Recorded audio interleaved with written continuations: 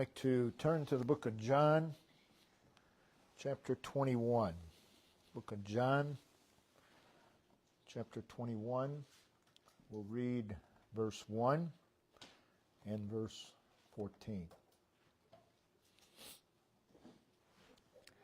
After these things, Jesus showed himself again to the disciples at the Sea of Tiberias, and in this wise showed he himself. Verse 14. This is now the third time that Jesus showed himself to his disciples after that he was risen from the dead. So what we have here is the record of a post-resurrection event. It is a post-resurrection appearance of Christ, yet it is more than an appearance. We read in verse 1, Jesus showed himself. That's more than just appearing. Then later on in that verse, showed he himself. And in verse 14, Jesus showed himself. So this is more than just an appearance. Jesus showed himself. That is, he openly displayed himself. He revealed himself. He manifested himself. And he did so, verse 14, to the disciples.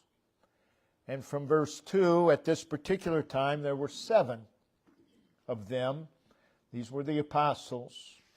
Again, this is more than just an appearance. It's a personal experience of these 7 apostles. We're told in verse 14, again, now this is the third time that Jesus showed himself to his disciples. The account opens, verse 1, after these things. That's the immediate context that has reference to the other 2 times that Jesus showed himself. Christ, following his resurrection, showed himself to the apostles. The first time was in John chapter 20, verses 19 through 23. And it was on the evening of the resurrection, and Thomas was not there. The second time was a week later, and Thomas was there. And we read of that in John 20, verses 26 through 29. And now we come to John 21. After these things, the prior 2 appearances, Jesus showed himself again. Again. That simply means another time. Once more. Jesus showed himself again to the disciples. The subject matter and emphasis of the account, and you can read of it all through John 21. The subject and the emphasis of the account is this: Jesus showed himself. Jesus showed himself. That's the focus of the account. That's what the account is all about. Jesus showed himself. It is Jesus. He's the one doing the act. The act is showed. The object of the act, himself. Jesus showed himself. So Jesus is the revealer, and he is also the revealed. Jesus showed himself. And it is restated at the end of verse 1, showed, that's the act. He, that's the doer of the act, himself, the object of the act. Again, Jesus is the revealer. Jesus is the reveal. In other words, he's the revealer and he is the revelation. Jesus showed himself. showed He Himself.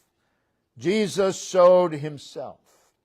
It's all active voice, which simply means there was a manifestation of intention and purpose. He had a reason for showing Himself. 3 post-resurrection times, Jesus showed Himself to the apostles. And each time, it was with a definite intention of doing so. Each time, it was with a definite purpose. So I want to speak this morning on Jesus shows Himself again. Jesus shows Himself again. I want to look briefly at the 2 prior times of Jesus showing Himself. The first time in John to the apostles. The first time is in John 20, verses 19 through 23. It's the Sunday evening of the resurrection. We read in verse 19 that where the apostles were assembled, the doors were shut. Where the apostles, where the disciples were assembled. 4. Here's why the doors were shut.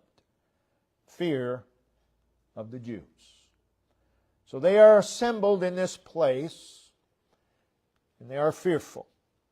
So if you were to look into that room, and you were to look in upon that assembly, you would see and you would feel a gloom and a heaviness that has come upon them. There they are, filled with fear. That is, they have anxiety. They have dread.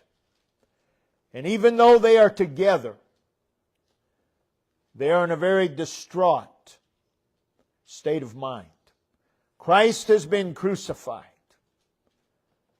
They are fearful that the people are going there next.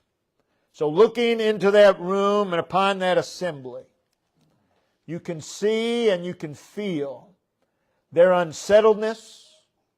You can see and feel the challenges that they're facing, the uncertainties that they're facing, the sadness, the apprehension. And all of this is weighing heavily upon their hearts and upon their minds. And as you look into that room and you look upon that assembly, it's like a dark cloud of doubt is just hanging over that place. It's a place of gloom. And this gloom has descended and it has taken possession of them. You can see and you can feel the distress, the uneasiness, the discouragement, and the defeat that has overcome them.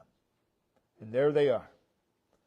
Darkness, despondency, misery has enveloped them. Their hopes have been shattered. Their enthusiasm is in the past. Their passion, their fervor, their ambition, their zeal for Christ has been extinguished. You look into that room and you see a people that are at their wits' end.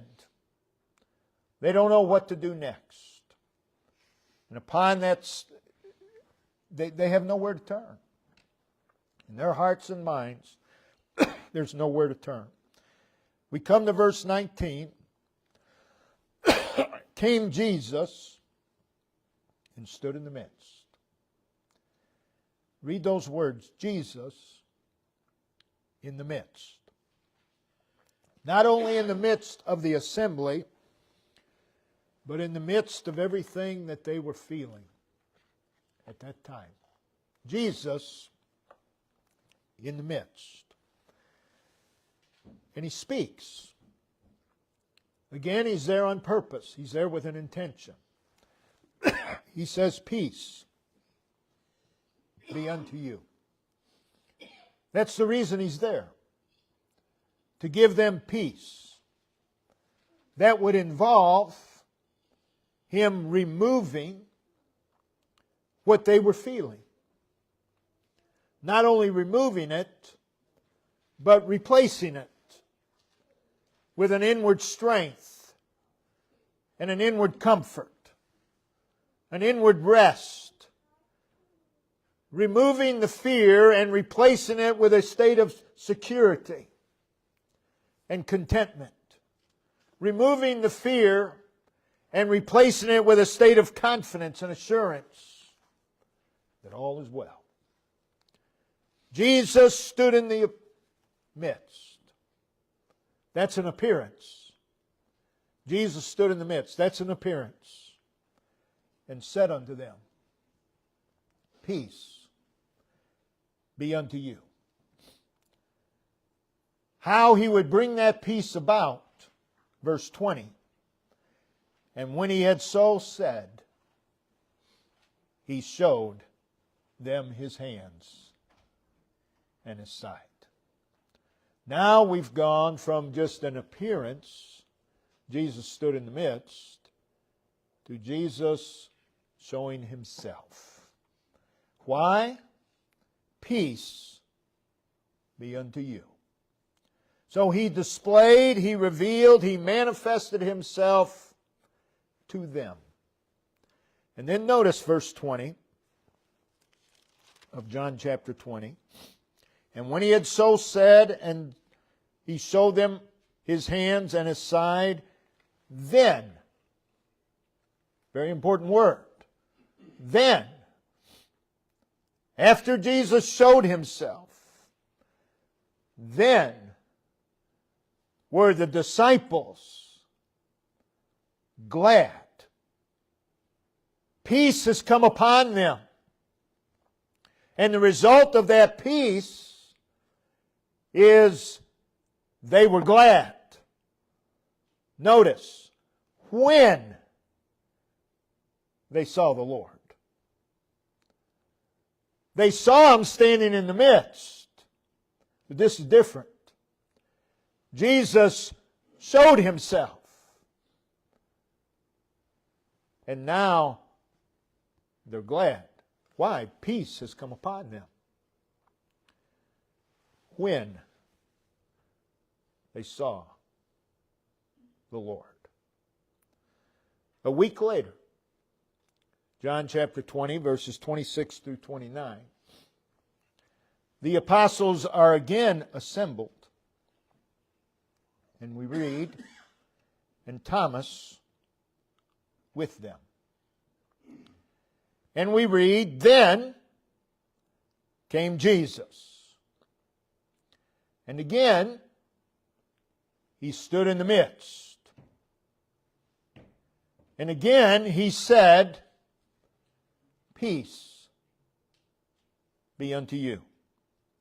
In verse 27, He turns His attention to Thomas. And that's really the reason He was there this second time. They all saw Him, but He's there particularly for Thomas.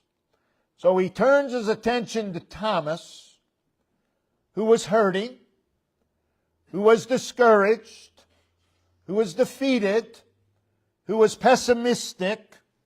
He's struggling. He's in great need. And again, Thomas is the reason He's there. And what does He say to Thomas? Reach hither thy finger, and then notice, and behold, my hands. What's He doing? He's showing Himself. He's revealing Himself, this time in particular to Thomas. And then He addresses Thomas, be not faithless. His purpose of telling Thomas to behold. He's saying, Thomas, look at me.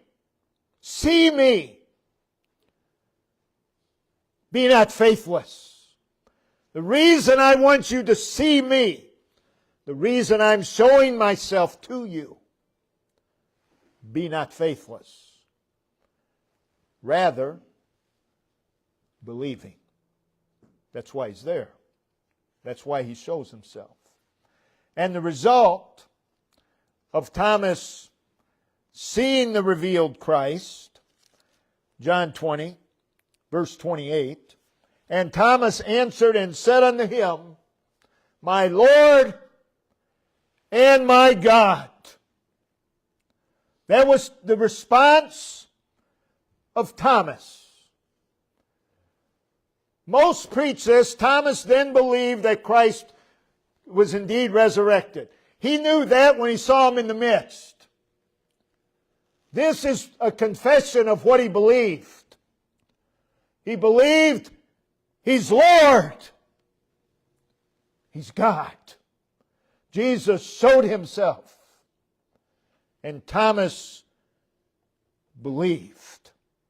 And he says with absolute certainty and conviction, My Lord and my God. He saw Jesus for who He was. He's Lord. He's Master. He's Owner. He's absolute ruler. He's God. He's deity. But that's not all. There are two possessives. My Lord. My God. As a result of Jesus showing Himself, Thomas makes an emphatic declaration of personal faith. Thomas saw Christ anew. And this brought him to realize that Jesus was his Lord and his God. This brought him to realize his purpose in life. Thomas is now lifted above the fear, the confusion, the distress. He's lifted above the downward spiral that he was caught in. And his passion is restored. His zeal is rejuvenated. There's joy. There's courage. And Thomas, all because Jesus came where He was and showed Himself. That's what Thomas needed. And Thomas is now fully persuaded. He's confident. He's assured. Jesus is Lord and He is God. As a result, Thomas now has an inward strength and comfort. He has that security and contentment. There's confidence, there's assurance. All is well. Jesus showed Himself, and Thomas knows all is well. And there's an inward calm. Not just in Thomas, but again with all of them. Again, this is more than just an appearance. Jesus showed Himself twice, and both times a transformation took place. Their will was changed. Their thinking was changed. Their ways were changed. Everything about them was changed. All because Jesus came where they were. Both times, He comes to a greatly troubled people. A people that were unsettled and very anxious. And He comes to them in grace and mercy. And He leaves them with a greater realization of His person. We need that every day. Every day we need a greater realization of who He is. And every day we need more conviction, more assurance. My Lord My God. He showed Himself, and there was transformation. Their turmoil turned to peace. Their anguish turned to relief. Their sorrow turned to joy. Their disappointment turned to fulfillment. Their discontent turned to contentment. Their hopelessness turned to hope. Their darkness was changed into light. And their weakness into strength. And their discouragement into encouragement. All because Jesus showed Himself. That's all He had to do. That brings us to our text. After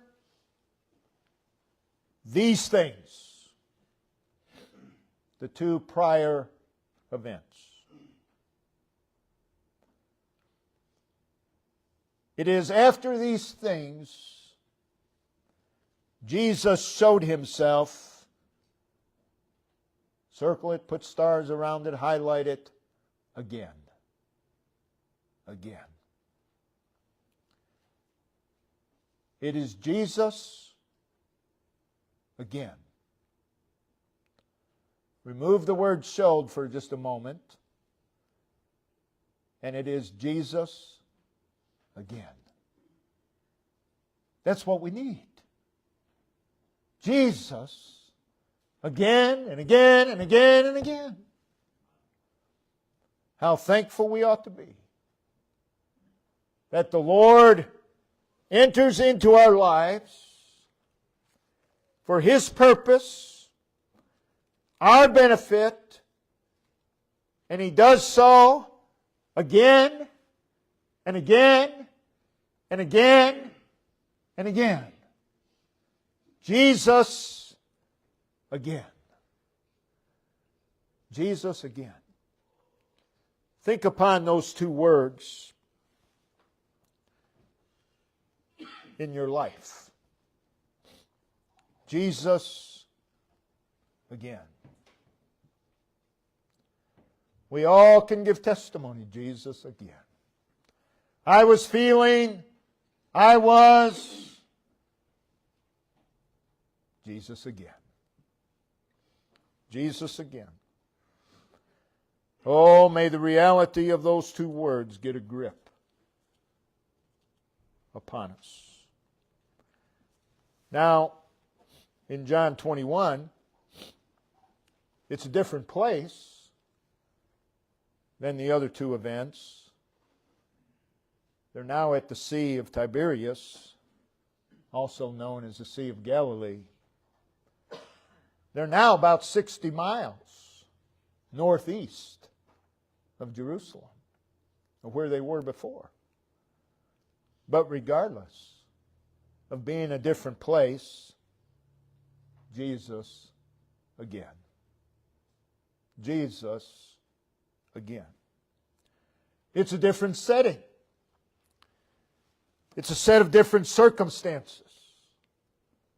But regardless, Jesus again.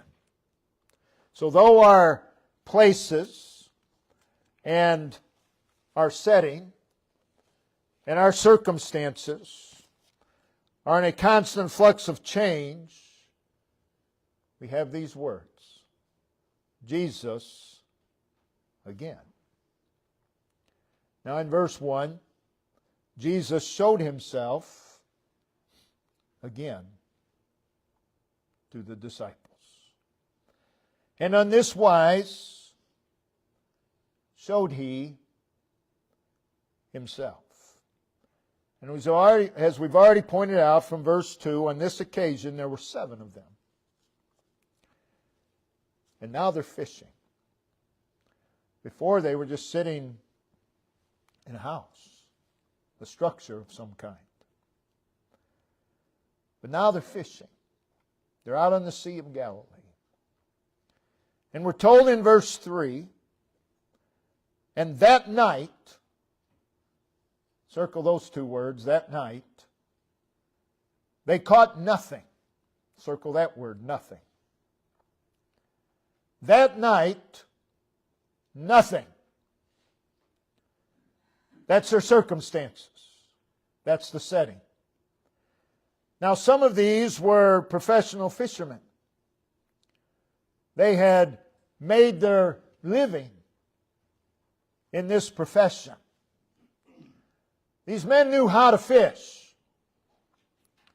They knew when to fish, and they knew where to fish. But that night, they caught nothing. Well, I wonder why. Well, I can tell you why. The fish weren't biting. That's the simple reason. But there's more to it than that. The Lord directed the fish away from their bait, from their net, because He was going to show Himself. That night, they caught nothing.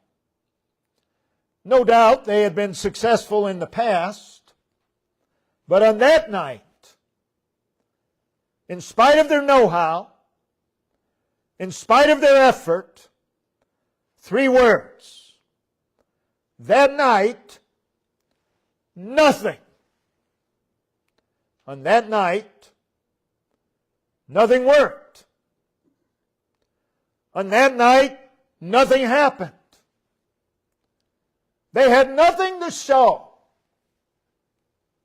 for their labor. And I'm sure that they cast the net over here, and they cast it over here, and they cast it over here, and they cast it over here, and who knows how many times they did that.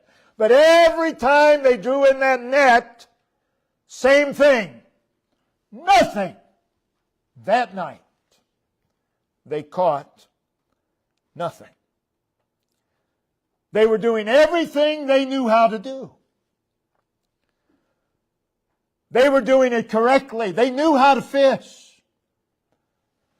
There's nothing wrong with their net. There's not a hole in their net. They wouldn't notice that. But that night, they caught nothing. It was a night of futility. It was a night of ineffectiveness. It was a night of emptiness. And I'm sure it was a night of perplexity. We've always caught fish here. What in the world is going on? And I'm sure that there was some annoyance and some frustration and disappointment. Perhaps discouragement was setting in. But then we come to verse 4. But.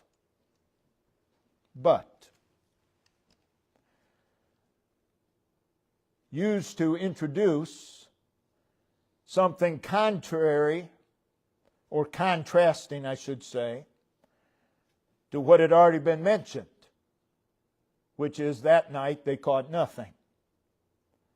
But when the morning was now come, and then we see how it is that Jesus showed Himself. When the morning was come, we read that Jesus stood on the shore. He was there. From verse 8, we learn that these 7 apostles were about 100 yards from shore, where Jesus is standing. And they're unaware that it was Jesus. They can see a figure, but they're unaware of who it is. Jesus stood on the shore, verse 4, but the disciples knew not that it was Jesus. They didn't know who it was. Notice the next word. then. These are all important words. They didn't know who he was. Had not Jesus done something, they would have continued fishing. Never known. Who was that guy on the shore? But we read this, we come to this word, then. Upon the apostles not knowing, then Jesus said unto them. Now he's 100 yards away. Children! He didn't say children. They wouldn't hear him. Children! And he did so with love, concern. With that word, he's reminding them, this one that's standing on the shore, you belong to him. You're his children. And he asked the question, have ye any meat? Have ye any meat? It's the same thing today. If you were to go fishing, somebody comes along, they're going to ask you, what are they going to ask you? Have you been to the grocery store lately? No, that's not what they're going to ask you. Did you watch the Cub game? That's not what they're going to ask you. Catch anything? That's what they're going to ask you. Did you catch anything? And that's what Jesus is saying here. Have ye any meat? The design of the question was to bring home to them their futility. We have nothing. This was followed by instruction. Again, he's 100 yards away. Cast the net on the right side of the ship. And I don't believe the apostles are in that boat saying, wow, why didn't we think of that? I believe they had done that already.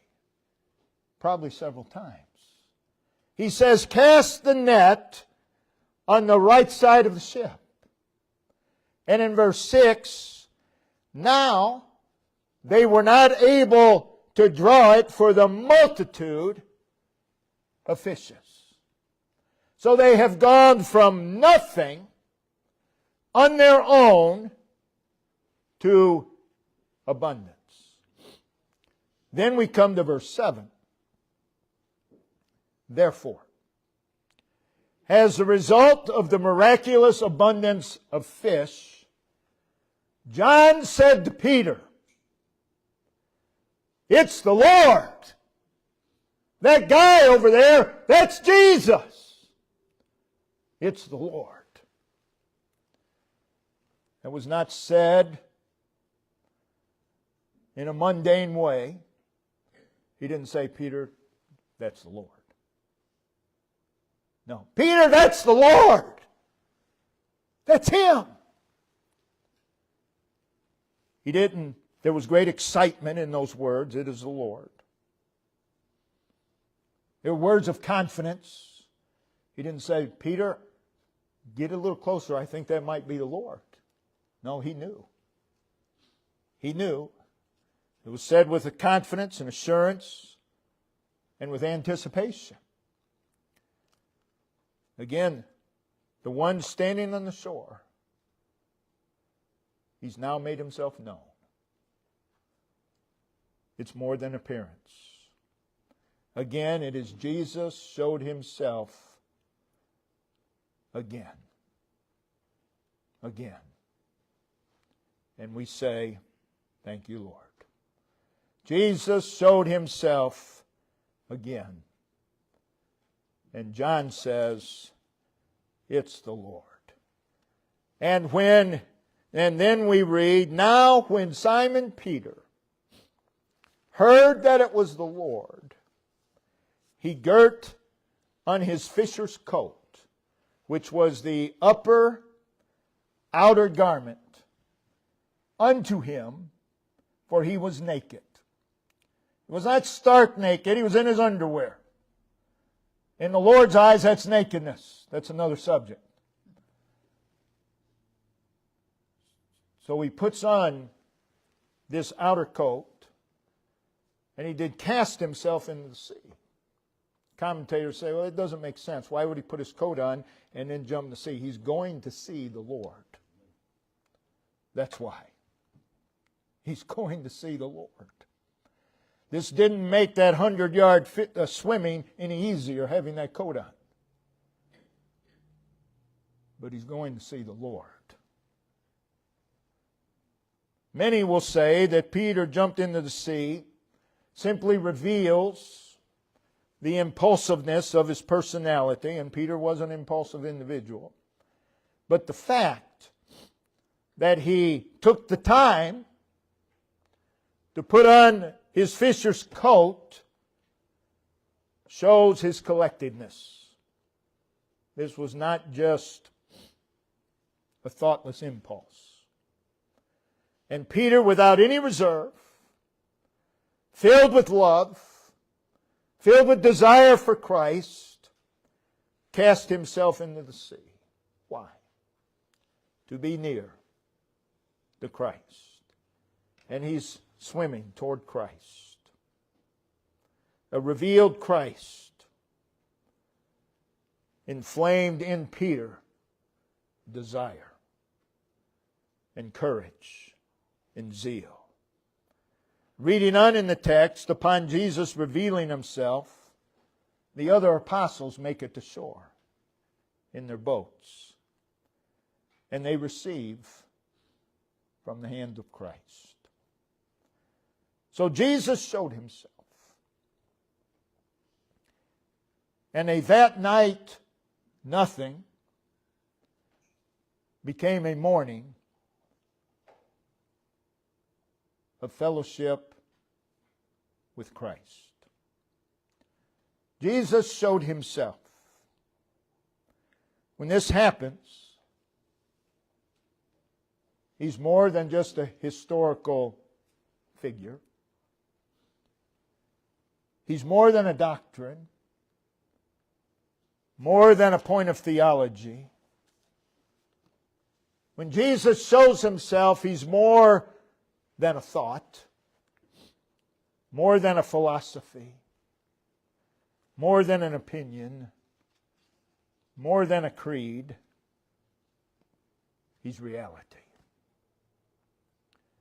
And we see him to be everything that this book declares him to be. Jesus the Almighty. Jesus, the eternal, immutable, immortal one, showed himself. And there is a transformation. This is what we need. Jesus showed himself. The first time that happened was the day the Lord saved our soul. Jesus showed himself. We all had beliefs and opinions, and they may have been respectful beliefs and opinions, but we all had beliefs before that day that Jesus showed himself. But when Jesus showed himself, everything changed. But you know what? That's not the only time Jesus has shown himself. We review our lives and it's Jesus showed himself again and again and again and again. In this life, we're going to have a variety of circumstances. Life is lived in various places. But Jesus Christ is always sufficient, is always able. And we need to see him. Whether we are in the midst of plenty or in a wasteland, he's what we need. And we need to see him. This is so whether we be happy or sad, whether we be upon the mountaintop or in the side of the mountain or down in the valley. whether we be rich or poor, healthy or sick, strong or weak, He is what we need. And we need to see Him. We need to see Him. And this is so when temptation batters us. This is so when disappointment sets in. This is so when there's a calm breeze. It's so when there's a gale. It is so when the waters are calm. And it is so when they are turbulent. It is so when the road is smooth. It is so when the road is filled with bumps and rocks. He's what we need. And we need to see Him. In our text, again, Jesus showed Himself. Not just once, but He showed Himself again. And again, that's been so in our lives.